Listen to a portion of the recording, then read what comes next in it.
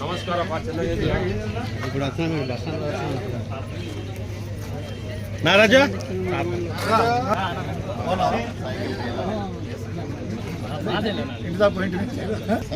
మళ్ళీ అన్న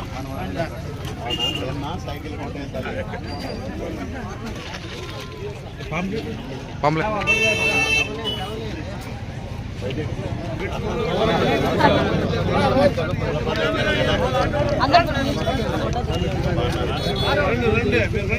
రోడ్ ట్యాక్సులు పెరిగినాయి, గ్రీన్ ట్యాక్సులు పెరిగినాయి.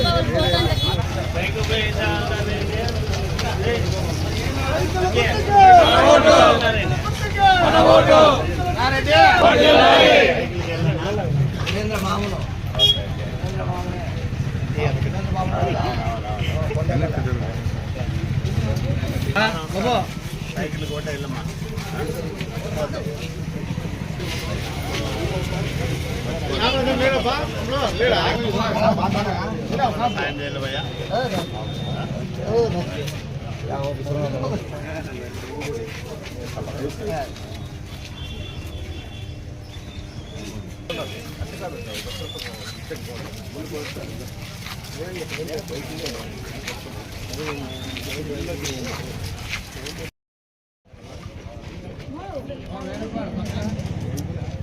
ఎన్నికల పోలింగ్ సమీపిస్తున్న కొద్దీ తెలుగుదేశం పార్టీ దినదిన ప్రవర్ధమానమవుతూ బలాన్ని పుంజుకుంటూ ఉంటే వైసీపీ పరిస్థితి రోజు రోజుకు తీసికట్టుగా తయారవుతూ ఉంది.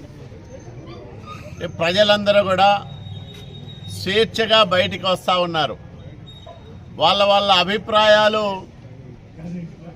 చెప్తా ఉన్నారు స్పష్టంగా. ఈ రాష్ట్రం 5 సంవత్సరాల జగన్మోహన్ రెడ్డి పరిపాలనలో సర్వనాశనమైంది.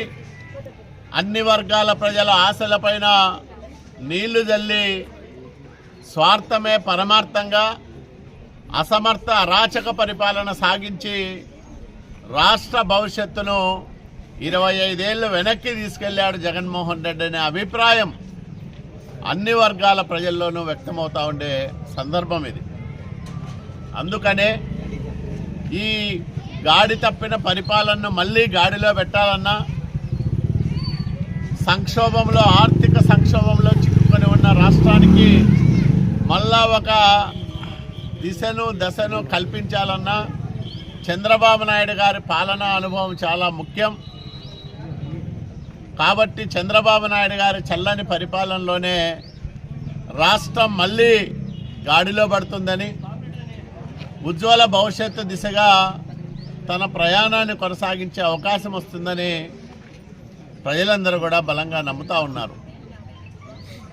ఎక్కడికి పోయినా మీరే రావాలి, మీరే వస్తారు, మీరే గెలుస్తారు, చంద్రబాబు సార్ ముఖ్యమంత్రి అవుతారు, ఇవే మాటలు ముఖ్యంగా మహిళల్లో ఎక్కువగా వినిపిస్తూ ఉన్నాయి. సాధారణ గృహిణులు సైతం చంద్రబాబు గారి పరిపాలనను బలంగా కోరుకుంటా ఉన్నారంటే ఎంతగా విసిగిపోయారో జగన్మోహన్ రెడ్డి పాలనలో మనకు స్పష్టంగా అర్థమవుతుంది. ఒక్కసారి తప్పు చేశాం, జీవితకాలం శిక్ష అనుభవించే విధంగా పరిపాలన చేశాడు.